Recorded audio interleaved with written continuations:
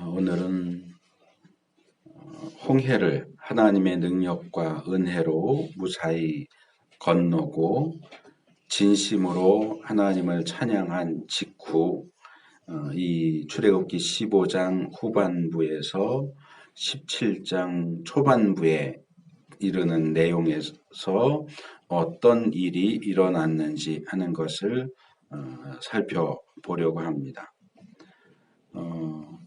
15장 후반부에는 우리가 지금 읽은 본문인데요. 마라에서 있었던 물과 관련된 내용, 그리고 16장으로 넘어가면 양식과 관련해서 만나에 대한 내용이 나오고 17장 초반부로 넘어가면 다시 물과 관련된 르비딤에서 있었던 이야기가 나옵니다. 그래서 오늘은 물과 관련된 내용들 15장 후반부하고 17장 초반부를 함께 묶어서 살펴보고 다음 시간에 16장 만나에 대한 내용을 두 번에 걸쳐서 살펴보려고 합니다. 그래서 우리가 이 출애굽기의 이야기 흐름을 생각해 보면 열재앙과 출애굽과 그리고 홍해를 건넌 사건, 11번째 재앙이라고도 말할 수 있는 홍해를 건넌 사건, 그리고 그 이스라엘에 대한 구원과 애굽 군대에 대한 심판에 대한 아주 감격적인 구원 찬양, 우리가 지난주에 살펴본 내용이에요. 이 구원 찬양, 과연 그 다음에 어떤 내용이 나올까? 어느 정도는 기대하는 마음도 가질 수 있는데 이 구원 찬양 그 이후에 직후에 우리가 발견하게 되는 내용 또는 발견하게 되는 상황은 뜻밖에도 원망과 불평입니다. 놀라운 구원의 은혜를 입은 자들이 그들이 입은 그 구원의 은혜, 그 은혜의 효과를 얼마 정도 누릴 수 있을까? 적어도 한 달 또는 최소한 일주일 정도는 그 구원의 은혜가 지속될 것처럼 보이는데 우리 속담 비슷한 말 가운데 원수는 돌에 새기고 은혜는 물에 새긴다 그런 말이 있어요. 원수는 돌에 새기면 이거는 돌을 부숴버리지 않는 한은 거기 새긴 글씨가 없어지지 않아요. 물에 새기면 새긴 즉시 흘러 떠내려가죠. 그러니까 원수는 절대로 잊지 않고 은혜는 금방 잊어버리는 그런 모습을 원수는 돌에 새기고 은혜는 물에 새긴다. 그런 표현으로 말하는데 어느새 그 큰 구원의 은혜를 완전히 잊어버리고서 금방 물이 없다고 원망하고 불평하고 먹을 양식이 없다고 원망하고 불평하는 그런 모습을 보게 됩니다. 그리고 이렇게 이스라엘이 원망하고 불평하는 모습은 이 홍해를 건넌 직후에만이 아니라 사실상 광야 생활을 하는 내내 40년 동안의 기간 내내 그리고 어떻게 보면 가나안에 들어간 이후에도 계속해서 이스라엘의 역사 속에서 계속해서 발견하게 되는 반복적인 모습입니다. 그래서 우리가 이런 모습을 보면서 야, 참 이 이스라엘 사람들은 정말 배은망덕하구나. 어떻게 사람들이 이렇게 은혜를 모르고 은혜를 잊어버리고 저럴 수 있을까 하는 생각을 할 수도 있지만 사실 그것은 이스라엘 사람들이 특별히 못됐기 때문에 그런 건 아니라는 겁니다. 사실 이런 이스라엘의 모습은 바로 우리들 자신의 모습이기도 합니다. 금방 은혜 받았다고 감사하다고 펄쩍펄쩍 뛰고 눈물 흘리고 그랬다가 그런지 몇 시간 지나지 않아서 금방 또 원망하고 불평하고 이것도 마음에 안 들고 저것도 마음에 안 들고 왜 하나님이 이렇게 하시냐 저렇게 하시느냐 따지고 하나님 내가 이렇게 하나님한테 했는데 하나님 나한테 그럼 나 교회 안 나와요? 이 교회 안 나와요? 이런 식으로 협박하고 하는 그런 모습들을 우리는 너무나 쉽게 발견하게 됩니다. 그래서 기본적으로는 원망과 불평이 우리가 이 물의 마라와 르비딤, 오늘 이제 말씀 제목이 마라와 르비딤인데, 마라와 르비딤 그리고 신광야에서 있었던 양식과 관련된 원망과 불평, 그래서 만나를 주신 내용, 이 내용들의 기본에 깔려 있는 주제는 원망과 불평이에요. 그리고 또 하나는 그게 이 사건들의 그늘진 부분, 음지라고 한다면 그것과 대조되는 양지의 모습은 그런 원망과 불평에도 불구하고 하나님께서 그들에게 물을 주셨고 그리고 만나를 주셨다고 하는 거예요. 하나님의 은혜예요. 인간 쪽에서의 원망과 불평, 하나님 쪽에서의 은혜와 공급이라고 하는 것이 우리가 15장 후반부에서 16장, 17장에 이르는 이 내용들을 살펴볼 때 기본적으로 가지고 있어야 할 어떤 시각입니다. 그래서 이런 시각 속에서 본문을 살펴보려고 하는데 먼저 이 15장 22절에서 27절에 나오는 마라에 대한 내용입니다. 먼저 22절에서 24절은 이스라엘이 어떤 문제에 직면했는가 하는 것을 보여줍니다.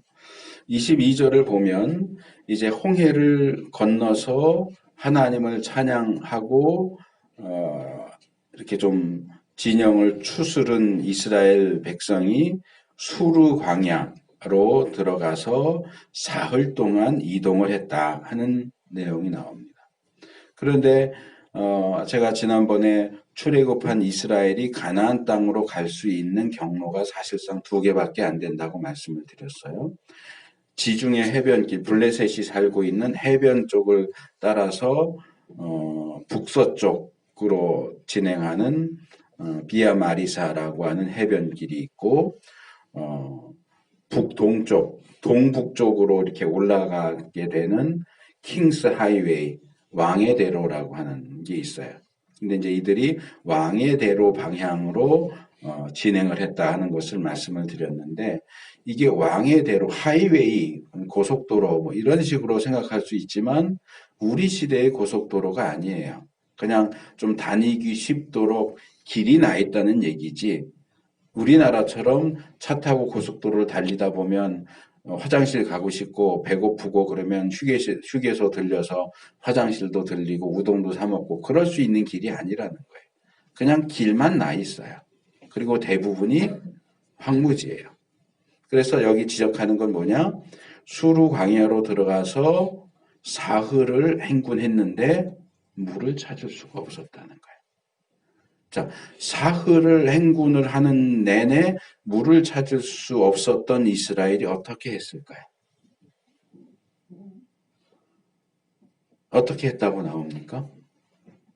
이런 부분에 있어서도 우리가 성경을 읽고 또는 그 내용을 파악하고 생각하고 이해하는 데 있어서 좀 조심할 필요가 있다는 말씀을 드리고 싶어요. 그게 뭐냐 하면 제가 지금 이 물과 만나와 관련된 이야기의 기본적인 부분은 이스라엘의 원망과 불평이다라고 말씀을 드렸고 또 다른 쪽에는 하나님의 은혜와 공급이 있었다라고 말씀을 드렸어요. 그래서 이스라엘이 광야로 사흘길이나 진행을 하는데도 물을 얻지 못했다 그러면 우리는 금방 이스라엘이 원망했겠구나 라고 생각을 하게 됩니다. 그런데 본문은 아무리 찾아봐도 이스라엘이 원망했다는 내용이 나오지 않아요. 그 사흘길을 행군하는 동안 물이 없었다라고만 했지 물이 없기 때문에 이스라엘이 원망했다 하는 내용은 나오지 않아요.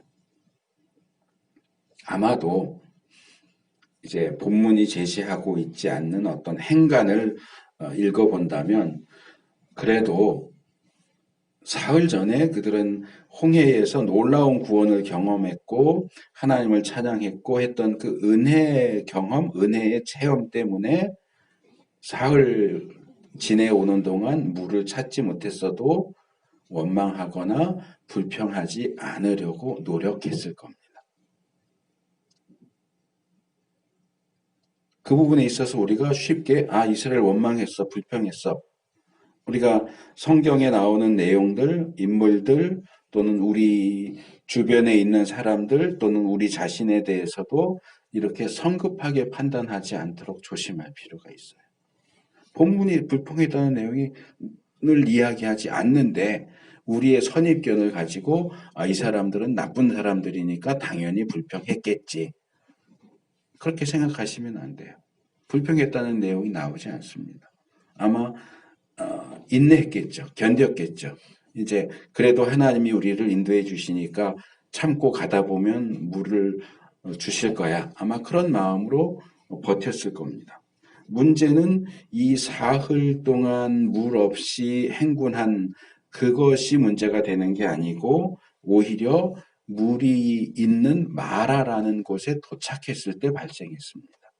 23절에 보면 물이 없어도 힘들게 버티고 행군하다가 드디어 물이 있는 아마 오아시스 같은 곳이었겠죠.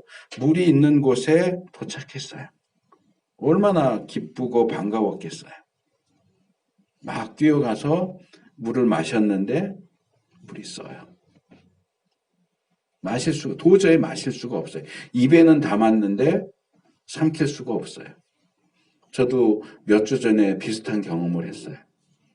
제가 방에다가 이렇게 물 따라다가 마시는 게 있는데 오래 쓰면은 때가 끼고 하니까 이제 아내가 씻어서 새로 물을 받아주겠다고 하는데 저는 방에서 아무리 기다려도 안 갖다 주는 거예요. 그 아내는 자기 또 일할 게 있으니까 그래서 저는 기다리다가 부엌에 나갔더니 싱크대에 그게 있더라고요. 이렇게 들어보니까 물이 있어요. 그래서 물을 여기 받아놨는데 바빠서 못 갖다 줬나 보다 하고 혹시나 해갖고 이렇게 입안에 따라봤어요. 그랬더니 락스 냄새가 확 나는 거예요. 그러니까 소독하느라고 락스를 풀어놓은 거예요. 약하게. 그러니까 저는 당연히 물일 줄 알고 그래도 생기진 않았어요. 입안에 한 모금을 물었는데 락스 냄새가 확 나니까 금방 웩 하고 뱉고 이거 뭐냐 그랬더니 소독하는 중이래요.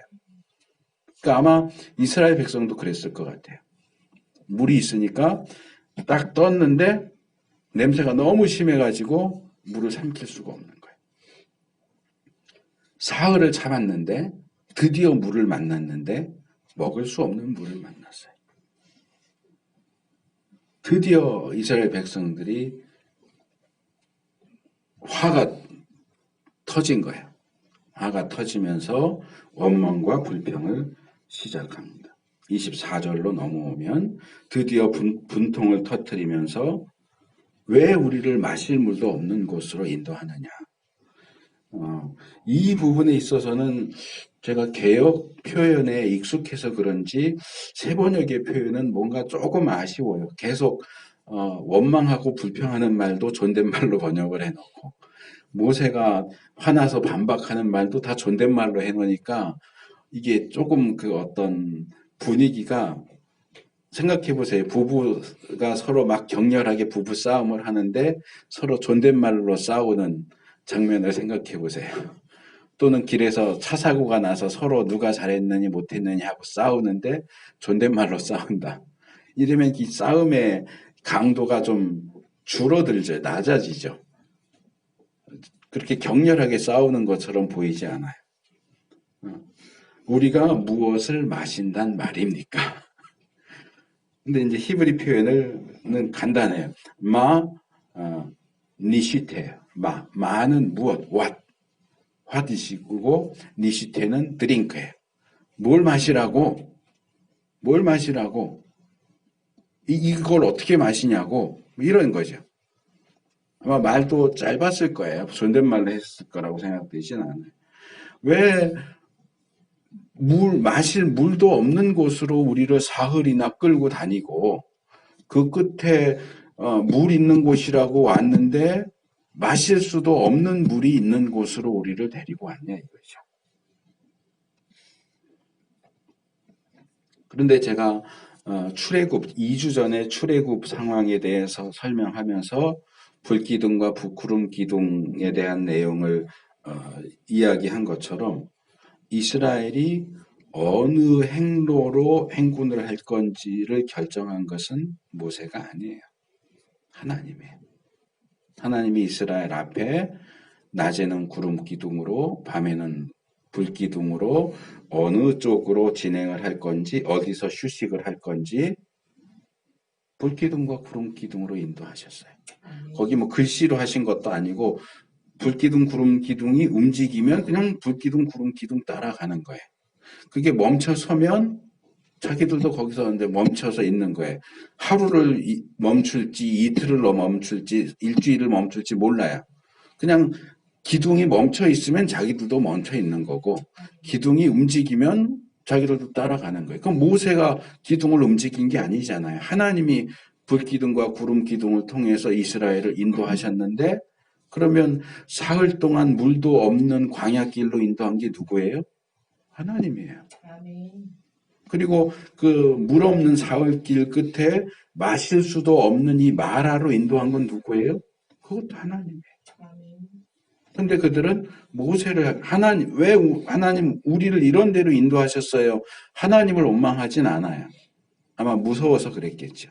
대신 모세를 원망해요. 왜 당신은 우리를 이렇게 힘들게 만드느냐? 물도 없고 마실 수도 없는 물 있는 데로 인도하느냐라고 원망을 하지만 사실상 모세를 원망하는 건 하나님을 원망하는 거죠. 그 길로 그 행로로 그 장소로 인도하신 건 하나님입니다.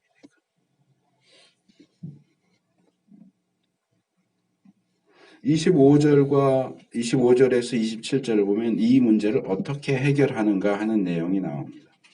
25절에 보면 일단 모세가 백성들로부터 원망을 듣지만 뭘 할 수 있을까요? 모세가 지도자이긴 하지만 쓴 물에 대해서 모세가 할 수 있는 일은 없어요. 그래서 모세는 그가 할 수 있는 일 한 가지를 하죠. 뭐예요? 기도하는 거예요. 하나님께 기도해요. 하나님 이 문제를 해결해 주십시오. 백성들은 모세가 지도자라는 이유로 그를 원망하고 그에게 불평하고 문제를 해결해내라고 요구하지만 사실 지도자가 만능은 아니에요. 그리고 우리가 신앙 안에서 볼 때 지도자가 백성들을 올바르게 인도하기 위해서 해야 하는 가장 중요한 일들 가운데 하나는 기도하는 거예요. 정말 진심으로 마음을 다해서 하나님을 구하고 하나님의 인도하심을 따라가는 지도자가 참된 지도자예요. 물론 이것은 이스라엘, 신정국가인 이스라엘 상황이기 때문에 그런 거고 현대 사회에서는 조금 다르죠. 그래서 이제 어떤 이들은 기독교인을 대통령으로 만들어야 된다. 장로 대통령을 만들어야 된다. 그렇게 얘기하지만 우리나라는 기독교 국가가 아니잖아요. 기독교 국가가 아니에요. 그리고 장로라고 해서 다 하나님의 뜻 가운데 있는 것도 아니에요. 저도 오늘 오후에 성경 공부 인도하는 것 때문에 들으셨을지 모르겠지만 저도 제가 몇 년 전에 인도했고 여러분들에게 나눠드린 그 음성 파일을 저도 어제 들었거든요. 2개 다. 거기 듣다 보니까 그런 내용이 나오더라고요. 집사님 한 분이 남편 얘기하면서 사업을 하는데 상대방 업체 사장이 장로인데 그 사업을 따내기 위해서 자기 밥 사달라, 밥 사주면 술 사달라, 술 사주면 여자 대달라, 돈 줘라, 현금으로 갖고 와라. 이래서 뭐 남편이 돈 준비하라고 뭐 그랬다는 얘기 하는 내용이 나오는데 남편이 안 믿는데도 그 사람 장로야. 이미 우리나라는 장로를 대통령으로 세워봤잖아요, 여러분. 잘 합니까? 그리고 정말 신앙 안에서 기도하면서 하나님의 뜻을 따라서 하나님을 두려워하는 가운데 나라를 잘 이끌어 갑니까? 아니에요. 그래서 제가 얼마 전에 얘기했던 것처럼 현대 사회에서 지도자를 세울 때는 기독교인이냐 아니냐를 따지는 것보다 그 사람이 어떤 사람이냐, 이제 나중에 만나 이후에 그 부분을 또 본격적으로 다루게 될 거예요. 이드로가 모세를 방문하는 내용 다루면서 지도자들에 대한 내용을 나누겠지만, 일반적으로 말해서 하늘을 두려워할 줄 아느냐. 그러니까 믿는 사람에게는 하나님을 두려워하는 거고요. 믿지 않는 사람의 경우도 하늘을 두려워할 줄 아는. 제가 대학 다닐 때쯤 많이 썼던 표현을 하면은 정말 역사 앞에서 사람들 앞에서 하늘 앞에서 두려운 마음을 가지고 그 지도자로서의 역할을 감당할 수 있는 사람이냐. 그걸 따져야죠. 무조건 기독교인이라고 무조건 편들 게 아니고.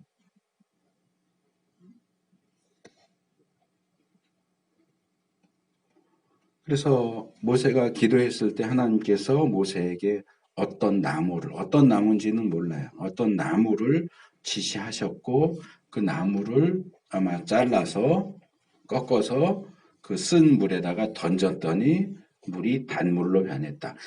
표현은 단물로 변했다라고 했지만 쓴맛이 없어졌다 그 얘기겠죠. 뭐 그게 무슨 뭐 사이다나 이런 것처럼 설탕물처럼 단맛이 났다라기보다는 마실 수 있는 상태, 쓴 그 맛이 없어졌다. 그런 말이겠죠. 제가 앞에서 이렇게 하다가 그냥 쓱 넘어갔는데 학자들 가운데는 왜 이 마라라는 히브리 단어가 쓰다 그런 뜻이거든요.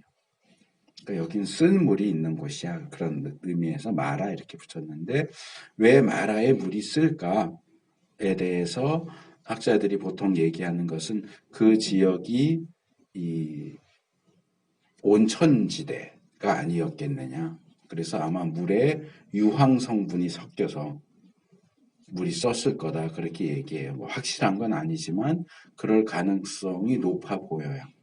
근데 어떻게 그렇게 유황 성분이 섞여서 쓴맛 나는 물을 나무를 던져 넣었더니 그 물에 쓴맛이 없어졌느냐? 그건 우리가 설명할 수가 없어요. 몰라요. 과학이 더 발전하면 유황이 섞인 물에 어떤 나무가 들어가면 그 쓴맛이 없어진다. 이런 게 밝혀질지도 모르겠지만 이거는 현재로서는 설명이 안 되는 말 그대로 기적이죠. 하나님의 능력을 통한 이적. 나중에 그 열왕기상 2장에 보면 엘리사 선지자도 비슷한 일을 한 적이 있어요. 이제 선지자 생도들과 같이 생활을 하는데 이 지역은 물이 좋지 않아서 곡식도 잘 자라지 않고 과일도 열매를 맺으면 익기 전에 다 떨어지고 그렇습니다 했더니 엘리사가 소금을 가져와라 해갖고 이 소금을 물에 넣었더니 이 물이 그 질이 나쁜 물이 그 수질이 나쁜 물이 좋은 물로 바뀌었다 그런 내용이 나와요. 그걸 우리 시대에 곧바로 쓸 수는 없어요. 뭐 유황온천 같은 데 가서 아무나 꺾어서 던지면 이 쓴맛이 없어질 거야. 그런다고 해서 쓴맛이 없어지지 않고요. 수질이 좋지 않은 곳에 가서 소금 이렇게 뿌리면서 이제 수질이 좋아졌을 거야. 그럼 그건 바보짓 하는 겁니다. 성경의 기록은 분명히 이 경우는 하나님의 지시사항이 있었고 엘리사의 경우는 하나님의 지시사항이 나오지 않지만 하나님의 지시를 따른 것이라고 우리가 이해를 해야 되고 하나님의 지시와 하나님의 능력의 역사를 통해서 그러한 결과가 나타난 것이 우리가 그것을 흉내낸다고 해서 똑같은 일이 일어난다라고 말할 수 없어요. 예전에 제가 야곱이 양치면서 이 물 마시는 데다가 나무를 껍데기를 얼룩얼룩하게 벗겨내 가지고 교미할 때 보면서 새끼가 얼룩얼룩하거나 검은 거나 줄 있는 거 태어나게 한 것을 지금 목축업에서 그대로 적용할 수 없다 하는 얘기 한 번 한 적이 있어요. 그럼 빨간색 나무 꺾어 놓으면은 빨간색 새끼가 나오고 파란색 꺾어 놓으면 파란색 새끼가 나올까요? 아니에요. 그런 거 아니에요. 거기에 어떤 능력이나 효과가 있는 게 아니고 그걸 통해서 하나님이 역사하신 거죠. 예수님이 실로암 사건에서도 보면 눈 안 보이는 사람을 침을 흙으로 이렇게 이겨가지고 눈 발라주시고 실로암 가서 씻어라 그러니까 눈이 보였잖아요.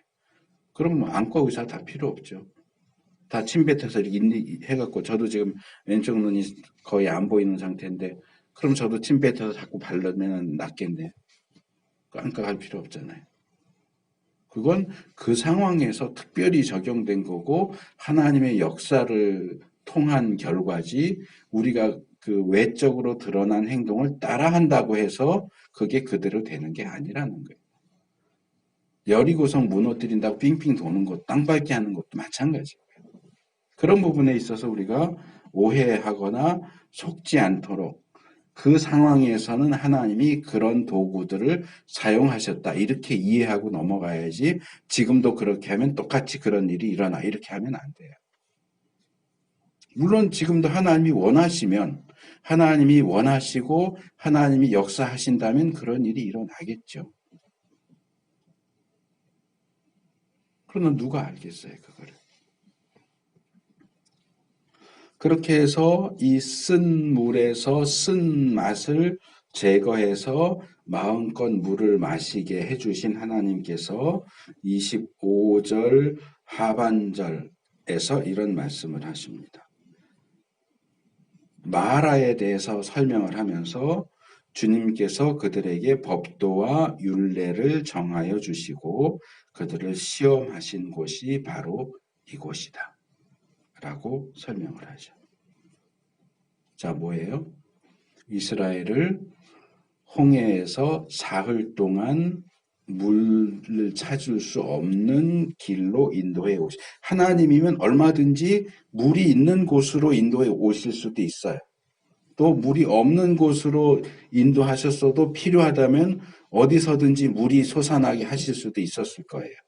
그런데 물이 없는 곳으로 또 사흘 동안 정말 힘들게 행군하는데도 물을 주지 않으신 상태에서 그것도 쓴 물, 마실 수 없는 쓴 물이 있는 곳으로 인도하신 이 모든 것이 뭐냐? 하나님이 이스라엘을 시험하신 것이다. 물을 가지고 시험하신 것이다. 그리고 그들을 물 가지고 시험하신 그것은 다르게 말하자면 그들에게 법도와 규례를 정해 주시는 것이다. 자, 이 법도와 규례 그러면 우리는 이제 율법 이렇게 생각할 수도 있지만 제가 나중에 뭐 10계명 정도 부분에 가면 이제 율법에 대한 내용을 좀 더 말씀을 드리겠지만 율법을 법이라고만 생각하시면 안 돼요. 그거는 50점 정도 히브리어로 토라라고 하는 단어인데 이 토라를 법 이렇게 번역하면 저는 50점도 주기 싫어요. 한 30점 정도. 율법은 지시예요. 지시사항이에요. 아까도 예배 시작하기 전에 제가 진경이한테 여기 물 좀 한 컵 갖고 와라. 여기 써 있는 거 지난주 거니까 좀 다시 바꿔 써라. 지시했거든요. 그게 토라예요. 하나님이 하나님의 백성에게 야, 이건 이렇게 해라. 저건 저렇게 해라. 이건 하지 마라. 이건 꼭 해라. 하고 지시하시는 것이 율법이에요. 그걸 우리가 법 이렇게 하면은 그것이 토라가 의미하는 것을 굉장히 확 깎아내려서 뭐라 그래야 될까? 평가절하시킨다고 그래야 될까? 그 원래 하나님의 의도, 목적 이런 것들을 너무나 작은 것으로 만들어 버려요. 그래서 어떤 이들은 그냥 그걸 율법이라고 안 하고 그냥 히브리어로 토라 이렇게 얘기하는 분들도 있는데 뭐 용어야 뭐라고 쓰든지 근데 율법이라는 용어 자체에 법이라는 단어가 들어가 있기 때문에 오해의 여지가 있기는 하지만 하나님의 어떤 교훈, 이스라엘이 하나님을 대할 때 어떻게 대해야 하느냐, 뭘 해야 하고 뭘 하지 말아야 할 것인가에 대한 교훈을 주셨다. 사흘 동안 물 없이 행군하게 하시고 쓴물이 있는 곳에 와서 원망 불평하는 가운데 그 물을 달게 하시는 이 모든 과정을 통해서 이스라엘이 교훈을 받기를 원하시고 어떤 태도와 어떤 자세로 하나님을 따르기 원하시는지를 보여주셨다. 이렇게 이해를 할 수 있습니다. 이제 그 좀 더 구체적인 내용이 이제 26절에 나오는데 이 26절에 나오는 하나님의 직접적인 말씀은 이 25절에서 시험하셨다 또는 법도와 규례에 대한 내용을 좀 더 이해하기 쉽게 도와줍니다. 하나님께서는 이스라엘 자손이 하나님의 말씀을 잘 듣고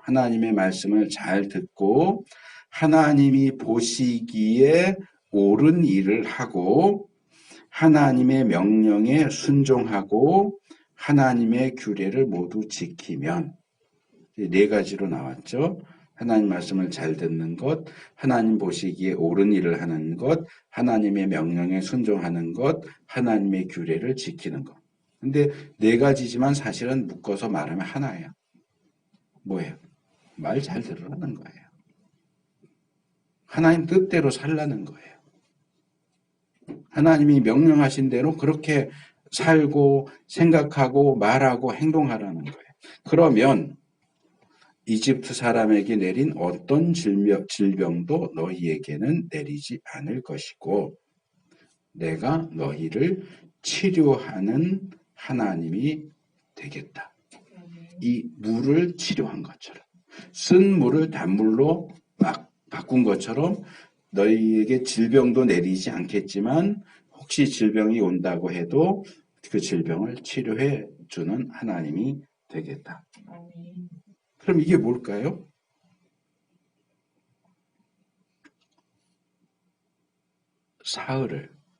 사흘이 아니라 일주일을, 열흘을, 한 달을, 6개월을, 1년을 물 없는 황무지를 지난다고 할지라도 써서 마실 수 없고 썩어서 마실 수 없고 쉬어서 마실 수 없는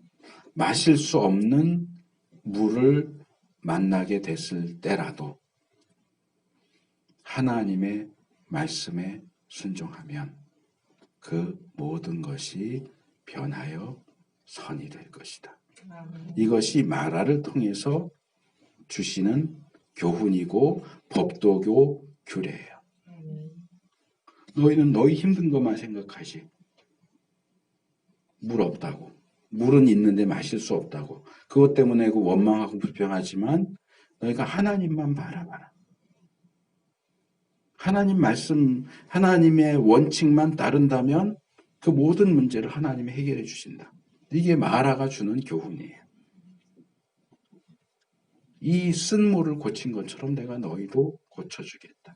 여기 너희를 고쳐주는 여호와 하나님 이렇게 했지만 이게 이제 히브리 표현으로 하면 아도나이 로페, 우리가 교회 안에서 일반적으로 알려진 것은 여호와 라파,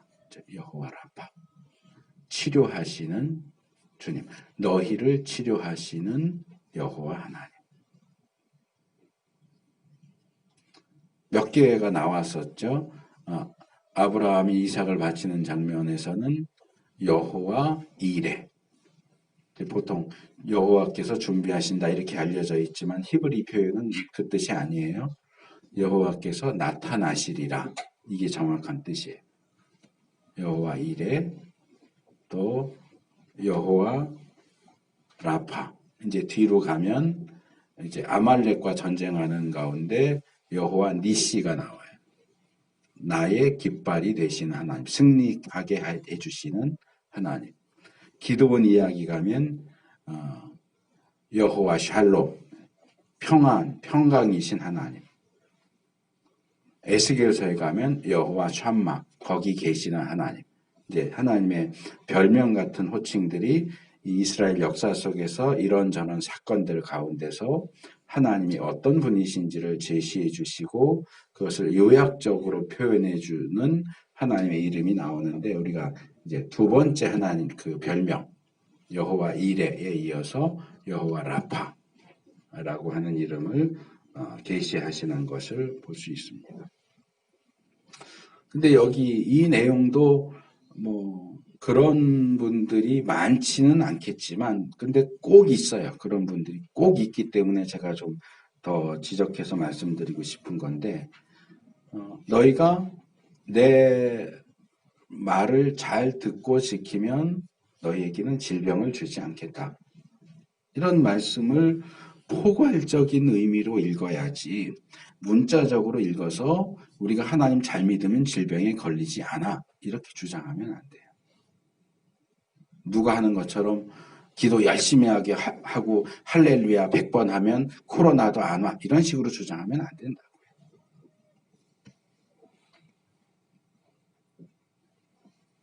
모르겠어요.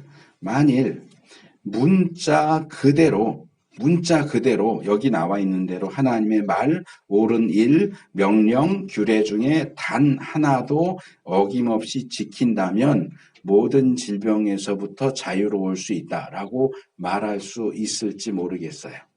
문제는 누가 그렇게 할 수 있느냐는 거예요. 누가 하나님의 말씀을 하나도 어김없이 지킬 수 있고 누가 하나님 보시기에 옳은 일을 늘 행하고 하나님의 명령과 규례를 철저하게 지키는 사람이 어디 있어요? 그러면 예수님 이 땅에 오실 필요도 없어요. 그렇게 할 수 있다면 질병은 물론이요 구원까지도 얻게 될 거예요. 그런데 그런 사람이 하나도 없다고요. 그렇기 때문에 현실적으로 불가능한 얘기예요. 여기 말씀 지키면 질병이 안 걸린다고 돼 있지 않느냐? 그래, 좋아요. 그럼 말씀 철저하게 지키세요. 단 한 계명도 어기지 말고.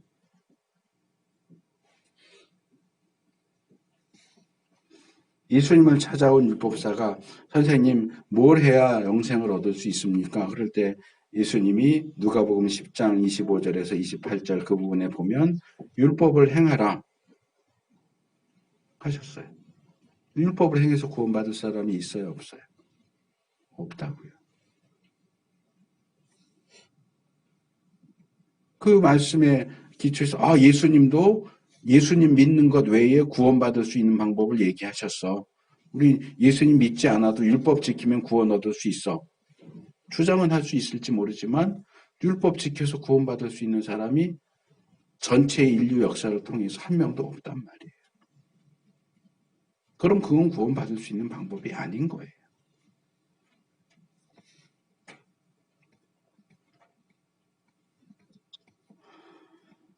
이렇게 마라에서 한숨을 돌린 이스라엘은 그 다음 하나님이 인도하시는 대로 따라가니까 물샘이 12이나 있고 그러니까 오아시스가 12개가 모여있는 장소죠. 오아시스가 12개가나 있고 종려 대추야자 나무가 70그루나 이렇게 있는 아주 대규모의 오아시스에 도착하게 됩니다. 그곳이 엘림이라는 곳이에요.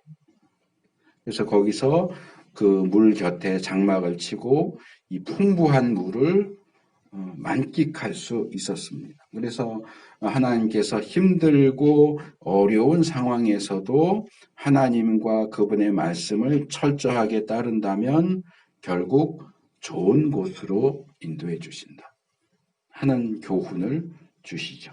문제는 이런 교훈을 이스라엘이 과연 얼마만큼이나 받았겠느냐 하는 거죠.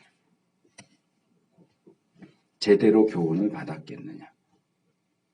그리고 저는 이 구절을 보면서 꼭 그렇게 해야 하는 거는 아니지만 물이 없을 때 또 물이 써서 마실 수 없을 때는 여지없이 원망하고 불평하는데 물이 달아졌을 때 그리고 이렇게 마실 물이 많이 있는 엘림에 도착했을 때 이스라엘이 하나님께 감사했다 하는 내용은 나오지 않는다. 점을 좀 지적하고 싶어요. 뭐 했을 수도 있죠. 감사했을 수도 있는데 모세가 기록을 안 했을 수도 있지만 아까 말씀드린 것처럼 원수는 돌에 새기고 은혜는 물에 새긴다고 하는 것처럼 물이 달아졌을 때 하나님 감사합니다 이랬을지 몰라요. 엘림에 도착했을 때도 야 이런 데가 있네 하나님 감사합니다 했을지 모르지만 그들의 마음 가운데 진정으로 하나님에 대한 감사가 발견되지 않았던 것 같다. 원망에는 익숙하지만 감사에는 인색한 그런 모습도 슬쩍 내비치는 것이 아닐까라는 생각이 들고요. 두 번째로 출애굽기 17장 1절에서 7절로 넘어가면 다시 물과 관련된 내용이 나옵니다. 제가 조금 전에 이 마라와 엘림을 통해서 주신 하나님의 교훈, 아무리 힘들고 어려워도 하나님만 바라보고 하나님 말씀대로 따른다면 결국은 좋은 것을 주시는 분이시다 하는 교훈을 이스라엘이 과연 얼마나 제대로 배웠겠느냐 하는 이야기를 했는데 그들이 마라와 엘림을 통해서 제대로 교훈을 받지 못했다는 사실이 여기서 나타납니다. 참 이스라엘 사람들 더디 배우는 사람들이에요. 하나를 가르쳐주면 10개까지는 몰라도 그 하나라도 좀 제대로 배우면 좋겠는데 하나 가르쳐주면 금방 잊어버려요.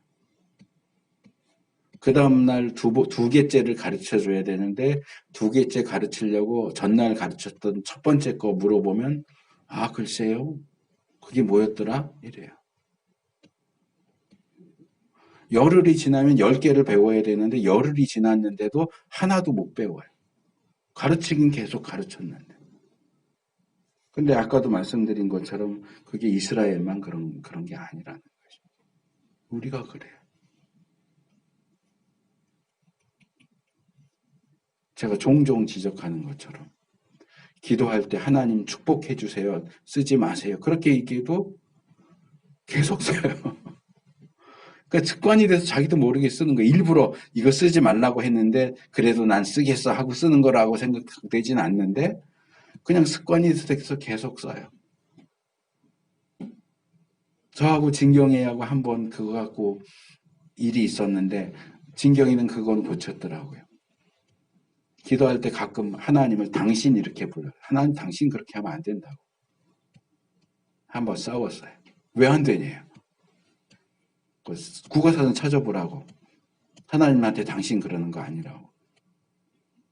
여러분 중에도 혹시 그러시는 분이 있을지 몰라서 우리나라 말에서 당신은 두 가지 의미로 사용돼요. 2인칭으로 내가 상대방을 앞에 놓고 상대방을 당신이라고 말할 때는 낮추어서 이르는 말이에요. 싸울 때 당신이 뭐 이랬어 이렇게 할 때처럼. 이 당신이 높인 말이 될 때는 제3자를 얘기할 때예요. 예를 들어서 제가 진경이하고 얘기하는 가운데 저희 아버지, 진경이 할아버지에 대해서 얘기하면서 할아버지가 이렇게 하셨는데 그것은 아마도 당신이 이렇게 생각했기 때문이 아니겠느냐. 이럴 때는 제3자를 언급할 때 당신은 높인 말이에요. 근데 우리가 하나님께 기도할 때는 하나님을 당사자로 놓고 기도하는 거잖아요. 다른 사람한테 여기 있는 다른 사람들 들으라고 하면서 하나님을 제3자로 언급하는 게 아니잖아요. 하나님 아버지 감사합니다 그러면서 하나님한테 기도하는데 하나님께 기도하면서 하나님을 당신 이렇게 하면 하나님을 낮추어서 이루는 말이 된다고요. 그래서 안 된다고. 그랬더니 그때 조금 트러블이 있었는데 그때 이후로는 안 쓰는 것 같아요. 그거 고쳐야 돼요. 틀렸다 그러면 고쳐야 돼요. 근데 그게 잘 안 고쳐져요. 설명해주면 그렇구나 그거 하면 안 되겠구나 해놓고선 다음 주에 오면 또 하고 저는 그런 것 때문에 받는 스트레스가 엄청나요. 성격상 그런다고 매번 그럴 때마다 그거 왜 그러냐고 그거 못해요. 또 그러는구나. 또 그러는구나. 또 그러나. 그리고 이게 여기까지 차면 그때 한번 또 얘기하고. 그 다음에 또 쌓아요. 또 저러네. 얘기했는데 또 그러네. 또 그러네. 이게 점점 쌓이다가 또 요만큼 차면 그렇게 하지 말라고 얘기하고. 근데 정말 우리는 더디 배워요.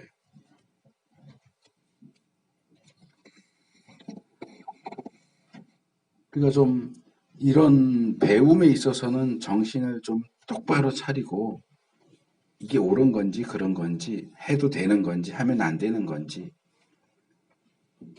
교회도 자꾸 성전이라고 교회 성전 아니에요. 건물이에요. 그냥 예배 드리는 건물이에요. 예배당이에요. 예배 드리는 집이에요. 그리고 여기도 강단이지 제단 아니에요. 그럼 여기 있는 전 제물입니까? 여기가 제단이려면 카톨릭 같으면 제단이에요. 왜냐하면 그들이 드리는 미사 자체가 제사거든요. 희생 제사예요. 그러니까 카톨릭 예배당에 있는 그 제단은 정말 제단일 수 있겠지만 기독교 예배당에 있는 단은 강단이지 제단이 아니에요. 근데도 자꾸 그런 표현들을 써요. 우리가 성전에 모여서 제단에 아니요. 그거 쓰면 안 돼요. 자, 1절에서 3절을 보면 문제가 발생하고 역시 다시 원망하는 내용이 나오는데 이번엔 강도가 더 세집니다. 자, 이 1절에는 이제 이스라엘 자손이 신광야를 떠나서 르비딤의 장막을 찾다 하는 내용이 나옵니다. 그러면서 두 가지를 추가적으로 말하죠. 첫째는 그들이 신광야를 떠나서 르비딤에 진을 친 이것은 주님의 명령대로 행해진 것이었다. 이 행군, 이 노정이 주님의 명령대로 행해졌다 하는 겁니다. 제가 마라를 다루면서 물이 없는 곳으로 사흘을 행군하고 쓴 물이 있는 곳으로 간 것도 모세가 그렇게 인도한 게 아니고 하나님이 인도하셨다라는 말씀을 드렸는데 마라에서는 그 부분이 직접적으로 언급되지 않았지만 르비딤에서는 이게 직접적으로 지적되고 있어요. 그들이 신광야를 떠나서 르비딤에 진친 것은 하나님의 명령대로 된 것이다. 불기둥과 구름기둥. 이건 모세가 자기 혼자 내가 기도해 봤더니 하나님이 이쪽으로 가라 그러시네. 그러고 인도한 게 아니고 모든 이스라엘 백성이 볼 수 있어요. 눈앞에 불기둥 구름기둥이 인도하는데 그게 왼쪽으로 가면 왼쪽으로 가고 오른쪽으로 가면 오른쪽으로 가라는 뜻이에요. 모세가 주관적으로 왼쪽 같은데 오른쪽 같은데 이 산이 아닌가벼 이런 게 아니란 말이에요. 이스라엘 백성 모두가 알아요. 우리가 어디로 가야 되는지 불기둥과 구름기둥이 움직이는 그 길을 따라서 간다. 이거 하나님이 우리를 인도하시는 거다라는 걸 다 알고 있어요. 그걸 새삼스럽게 지적을 하는 거죠. 두 번째로는 이렇게 하나님의 지시에 따라서 하나님의 명령대로 이동하고 진을 쳤는데 이번에도 또 물이 없는 곳이었다는 거예요. 그들이 진을 친 르비딤에 마실 물이 없었어요. 자, 그러면 이런 상황에서 이스라엘 자손은 뭘 떠올려야 할까요? 마라에서 엘림에서 주신 교훈은 물과 같이 생존에 필수적인 것이 없는 상황에서도 하나님을 최우선으로 따르는지 내가 너희를 시험하겠다. 그래도 너희가 나를 붙든다면 내가 모든 것들을 너희에게 공급해 주겠다. 라고 하는 것이 하나님이 주신 교훈이었는데 이스라엘 백성들이 IQ가 2자리거나 1자리가 아니라면 지금 똑같은 상황이 반복되고 있으면 지난번에도 이랬는데 하고 기억을 했어야지. 근데 그 기억을 못하는 거예요.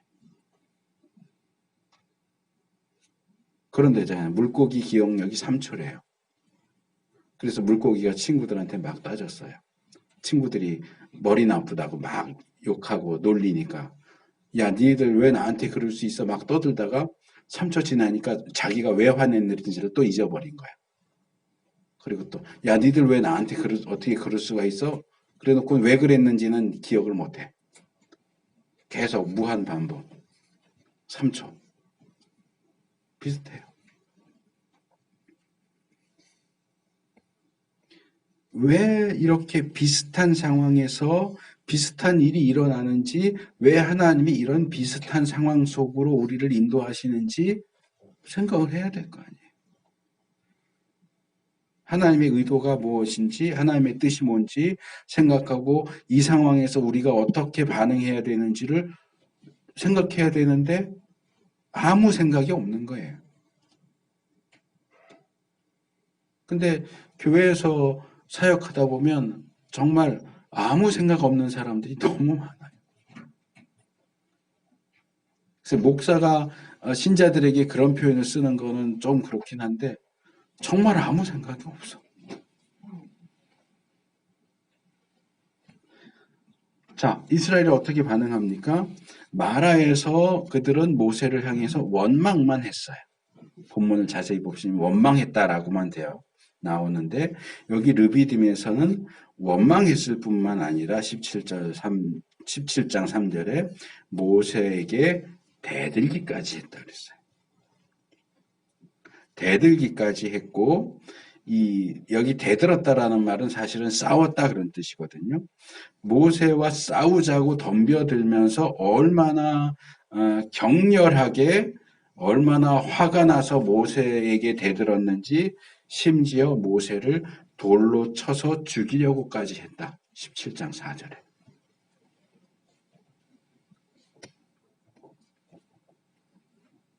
그런 이스라엘을 향해서 모세는 당신들은 어찌하여 나에게 대드십니까? 어찌하여 주님을 시험하십니까? 라고 말하죠.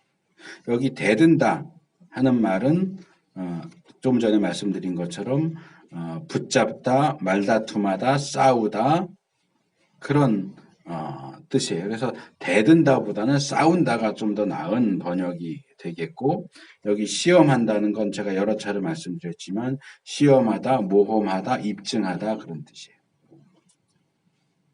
그래서 모세는 자기의 행동이 이스라엘을 지금 이러한 행로로 인도해 온 것이 자기의 독단적인 판단에 의한 것이 아니라 하나님의 지시에 따른 것이고 모세의 주관적인 판단에 의한 것이 아니라 이스라엘 백성 누구라도 알 수 있는 객관적인 불기둥과 구름기둥을 그대로 따라온 하나님의 인도하심에 의한 것이었는데 이렇게 원망하고 불평하고 싸우자고 덤벼들고 돌로 치겠다고 덤벼드는 그것은 결국 하나님에 대한 반역행위다 라는 사실을 지적을 하는 거죠. 하나님과 싸우겠다는 거죠. 이 부분도 그러면 안 되는데 그러는 분들이 너무 많아서 제가 좀 짚고 넘어가려고 하는데 이런 구절이나 이와 비슷한 구절들을 인용하면서 목사들이 내가 주의 종인데 주의 종을 거역하는 건 하나님을 거역하는 거다.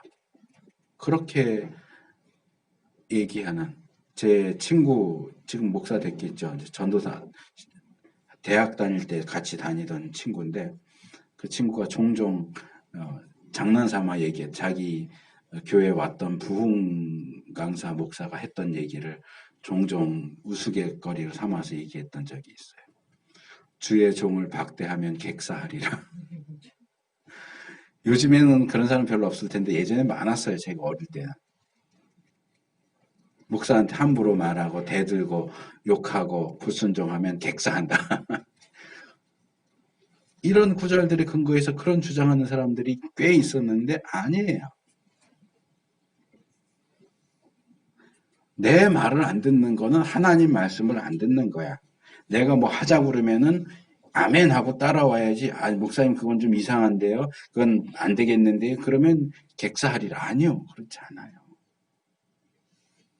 제가 늘 강조하는 것처럼 목사가 됐든 일반 신자가 됐든 자기가 하나님의 음성을 들었다. 이게 하나님의 뜻이다라고 생각하고 또는 확신하는 그것이 정말 하나님의 뜻이 맞는지 철저하게 검증해야 하고 그 검증이 확실한 것으로 입증되기 전에는 이건 하나님 뜻이야 라고 말하면 안 돼요. 일반 성도들도 마찬가지고 목사도 마찬가지예요. 목사라고 늘 하나님 말씀을 듣습니까? 목사라고 늘 하나님 음성을 듣습니까? 목사가 판단하고 결정하는 것은 다 하나님 뜻입니까? 아니에요. 그런 거 목사한테 와서 물어보지 마세요. 제가 대학 때 읽었던 김진웅 목사님 책에 그런 내용이 나와요. 좀 예전 얘기인데 신자 한 사람이 목사를 찾아와서 물어봤대요. 제가 새로 사업을 하나 하려고 하는데 당구장을 하는 게 낫겠습니까? 찻집을 하는 게 낫겠습니까? 그걸 왜 목사한테 물어보냐고요. 그랬더니 그 목사가 또 그렇게 대답했대요.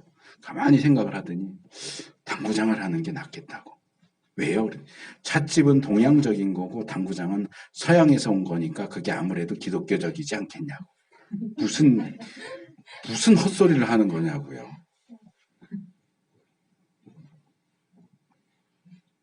그런 거 목사한테 물어보지 마세요. 목사한테는 성경 물어보세요. 신앙 물어보세요. 사업을 어디 할까요? 땅을 어디 살까요? 그런 거 물어보지 마세요. 목사가 뭘 알겠어요. 목사는 말씀의 전문가지 다른 것의 전문가가 아니에요. 컴퓨터 고장난 거 목사한테 물어보지 마세요. 뭐 컴퓨터 잘하는 목사도 있어요. 그러면 물어볼 수 있겠지만 컴퓨터 하다가 안 됐는데 목사님 이거 어떻게 할까요? 음식 만들다가 뭐가 이상하게 됐는데 목사님 이거 어떻게 할까요? 그런 거 물어보지 말라고요. 목사는 말씀의 전문가예요.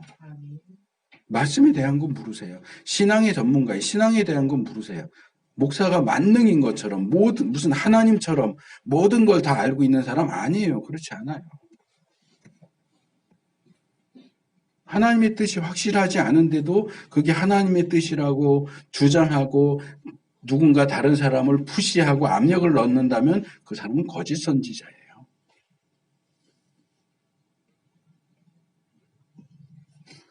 물론 이 시대에는 모세가 살았던 이 시대는 그게 분명하게 보였죠.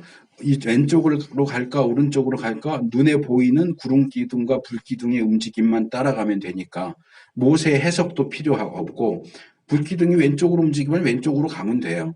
이걸 뭐 하나님의 뜻이네 아니네 따질 것도 없고 눈에 보이니까. 근데 지금은 눈에 안 보이잖아요. 그럼 어느 게 하나님의 뜻인지 어떻게 알아요? 그 기준이 성경이에요.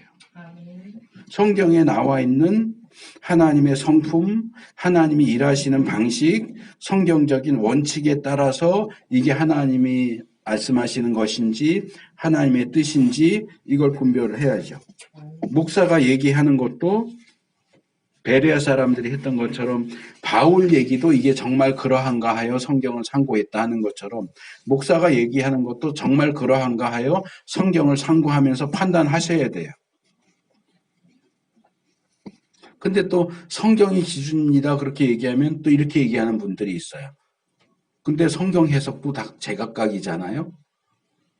어떤 분은 이건 이렇다고 같은 본문인데 이건 이런 뜻이라고 말하고 어떤 사람은 이건 저런 뜻이라고 말하고 해석이 제각각인데 어떻게 성경을 기준으로 삼을 수 있어요? 라고 말하는 사람이 있고 그러면서 성경을 기준으로 삼는 것 자체도 무의미하지 않느냐라고 하는 분들이 있는데 아니에요.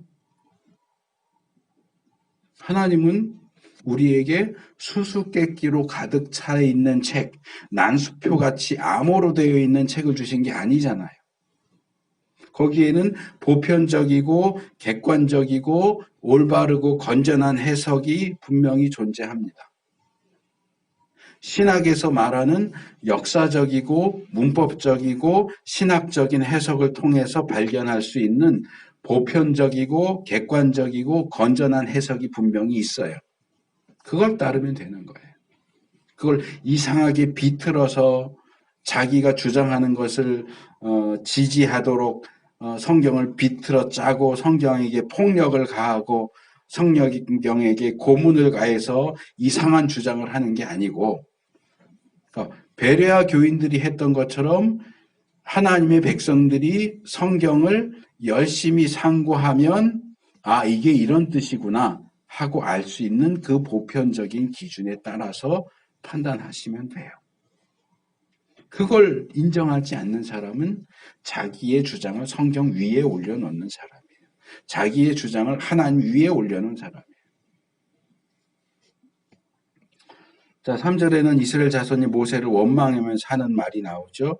왜 이집트에서 데리고 나왔느냐? 우리 자신과 우리 자식들, 우리가 기르는 짐승들도 다 목말라 죽게 할 작정이냐? 이러죠. 이런 발언은 홍해 앞에서 애굽 군대를 맞이했을 때 했던 원망하고 아주 비슷하죠. 출애굽 14장 11절, 12절에 있는 것처럼. 사실상 이스라엘 자손은 광야를 지나면서 어려움이 있을 때마다 이 얘기를 해요. 한마디로 요약하면 이거예요. 뭐 물이 없으면 물이 없다, 양식이 없으면 양식이 없다, 또 뭐 정력이 떨어진다, 뭐 이런 여러 가지 얘기하지만 기본적인 건 뭐냐? 왜 애굽에서 나와서 왜 우리를 애굽에서 끌어내서 물도 없고 먹을 것도 없고 이렇게 만드느냐는 거예요. 뭐예요? 하나님의 출애굽의 역사, 구원의 역사를 원점으로 되돌리겠다는 거예요. 우리식으로 말하면 이거예요. 하나님 왜 도대체 우리를 구원해서 이렇게 우리를 힘들게 해요? 그냥 냅두지?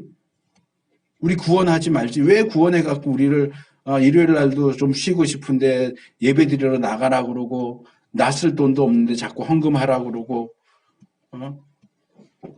내가 보고 들을 게 얼마나 많은데 기도하라 그러고 성경 읽으라 그러고 왜 나를 이렇게 힘들게 해요? 왜 나를 구원했어요? 제자리로 돌려놓으세요 하는 거랑 똑같은 거예요. 이거 정말 위험한 원망이고 불평이에요. 우리가 해도 되는 말이 있고 하면 안 되는 말이 있는데 이건 절대로 하면 안 되는 말이에요. 그래서 말이 씨가 된다 그러죠. 그래서 하나님이 결국은 참다가 최종적으로 뭐라고 말씀하세요? 민수기 14장 27절에서 30절을 보면 나를 원망하는 이 악한 회중이 언제까지 그럴 것이냐? 나를 원망하는 이스라엘 자손의 원망을 내가 들었다. 너는 그들에게 이렇게 말하여라. 나 주의 말이다. 내가 나의 삶을 두고 맹세한다. 너희가 나의 귀에 들리도록 말한 그대로 내가 반드시 너희에게 하겠다.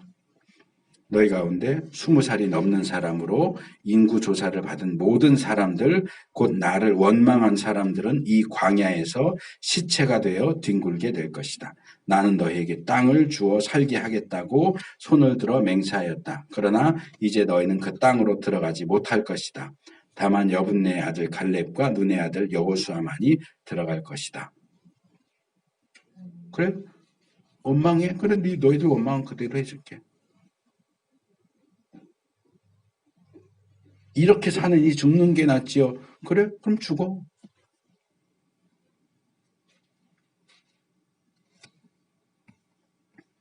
바울도 고린도전서 10장 10절에 이렇게 그들 가운데 출애굽한 그들 가운데 얼마가 불평한 것과 같이 불평하지 마십시오. 그들은 파멸시키는 이에게 멸망을 당하였습니다. 불평하는 거 한국 교회 안에서는 술 담배 하는 게 더 큰 죄예요. 불평하는 것보다. 그러나 성경적인 기준에 의하면 술 담배 하는 것보다 불평하는 게 더 큰 죄예요. 술 담배 한다고 멸망하진 않아요. 그러나 불평하면 멸망합니다.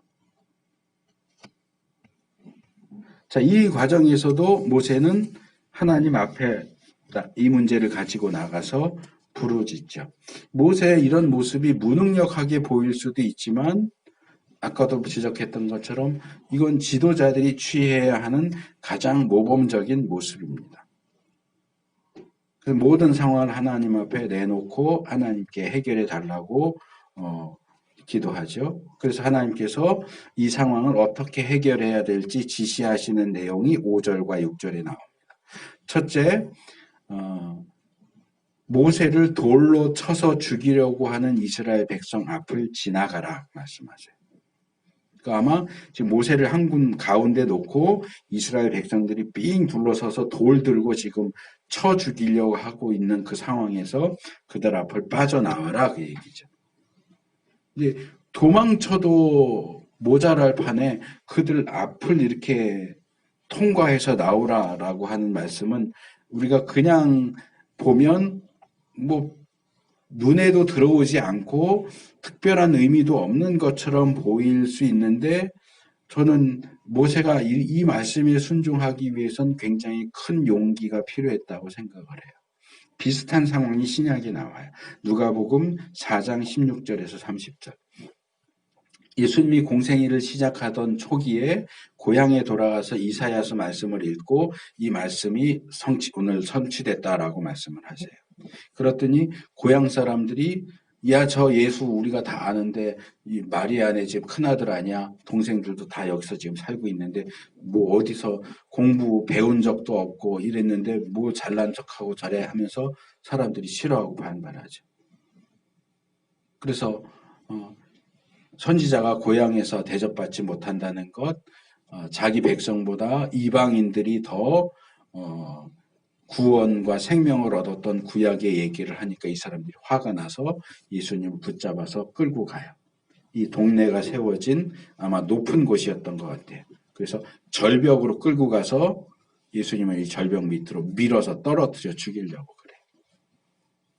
그 상황에서 예수님이 그 나사렛 사람들 앞을 지나가셨다.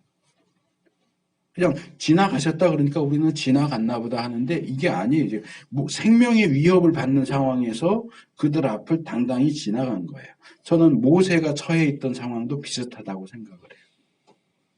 우리 같으면 저렇게 돌 들고 찍어 죽이겠다고 쫓아오면 어디 문 잠그고 들어가고 싶지 그 앞에 나서고 싶지 않을 텐데 하나님은 그들 앞에 이렇게 지나가라고 얘기하세요. 모세는 하나님이 시키신 대로 그렇게 지나갑니다. 두 번째로는 이스라엘의 장로들을 데리고 그렇게 지나가라 얘기해요. 그리고 손에는 지팡이를 들고 홍해 나일 강물을 치던 그 지팡이를 들고 장로들을 이끌고 백성들 앞을 지나가라. 이적을 행할 때 주로 사용했던 지팡이를 들고 장로들도 쫄래쫄래 이렇게 쫓아가니까 화가 나서 모세를 죽이려고 했던 이스라엘 백성들이 뭐지? 뭔가 또 하려고 하나 보다 하고 아마 따라왔을 겁니다. 어디까지 갔느냐? 호렙산의 한 반석 앞에 하나님께서는 어떤 모습인지는 알 수 없지만 내가 어떤 한 반석 위에 서 있을 텐데 나를 보면 그 반석으로 와서 그 지팡이로 반석을 쳐라. 그러면 그 반석에서 물이 나오게 될 것이다. 그 물을 마시면 된다. 여기서 생각해야 될 게 두 가지입니다. 첫째는 이스라엘이 아직 호렙산, 시내산에 도착하기 전인데 어째서 벌써 호렙산 반석이 나오느냐 하는 건데 이것은 이 호렙산과 시내산의 관계를 제대로 이해해야만 이해가 가능합니다. 이스라엘이 지금 있는 곳은 시내 반도 서남쪽에 있는 신광야예요. 그리고 시내산까지 가려면 아직 좀 거리가 있는데 마치 시내산에 도착한 것처럼 나와요. 근데 이제 성경에는 시내산을 시내산이라고도 부르고 호렙산이라고도 부르기 때문에 왜 이름을 그렇게 헷갈리게 쓰느냐에 대해 학자들이 여러 가지로 연구를 하는데 아직도 답이 나오지는 않았고 그중에 몇 가지만 얘기하면 호렙은 산맥이고 시내는 정상 한 산 하나의 이름이다. 그러니까 예를 들어서 우리나라로 치면 태백산맥이 있고 태백산이 있잖아요. 그러니까 태백산맥이 호렙이고 태백산이 시내산이다. 이런 식으로 이제 설명을 하는 거고 호렙은 산맥의 북쪽에 있고 시내는 산맥의 남쪽이다. 남쪽 봉우리다.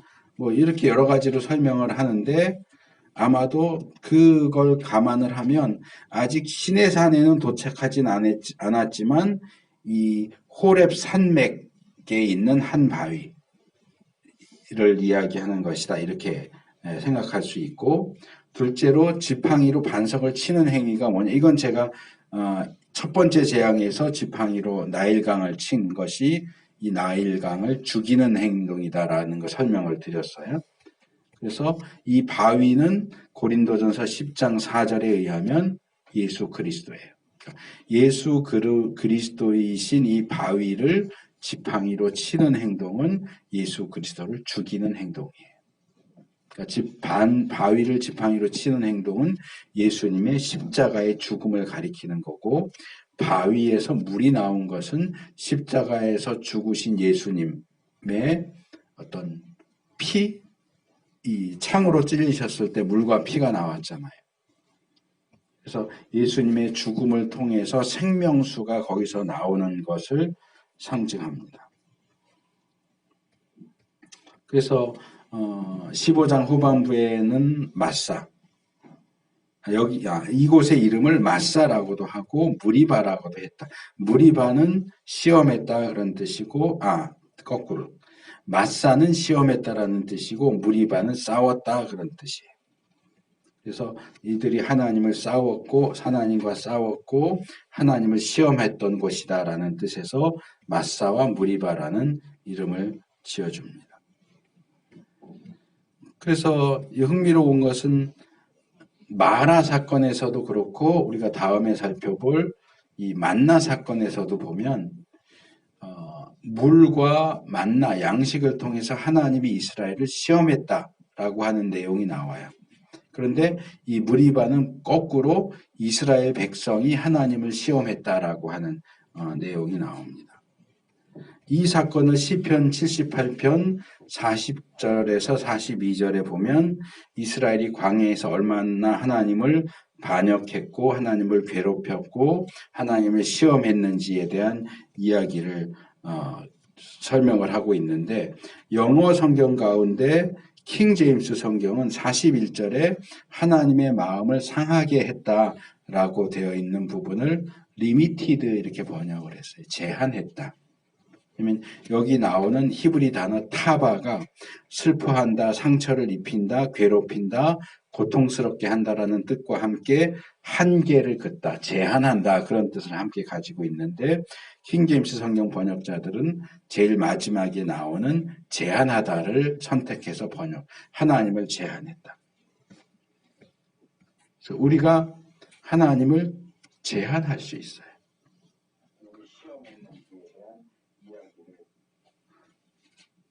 물이 없는데 하나님이 어떻게 우리한테 물을 줄 수가 있어? 양식 먹을 게 없는데 하나님이 어떻게 우리에게 먹을 걸 줄 수 있어? 지금 다 망하게 됐는데 하나님이 어떻게 우리가 살아나게 할 수 있어? 다 죽게 생겼는데 이랬는데 하나님이 이걸 나한테 해줄 수 있어? 하나님 그 정도까지는 못하지 라고 하는 것이 곧 하나님을 시험하는 것이고 하나님을 제한하는 거예요. 광야를 지나면서 광야 같은 인생을 살면서 우리가 하나님을 제한하지 않을 수 있기를 바랍니다. 물이 없다고 해서 하나님을 제한하고 시험하는 그런 일이 없기를 축복합니다.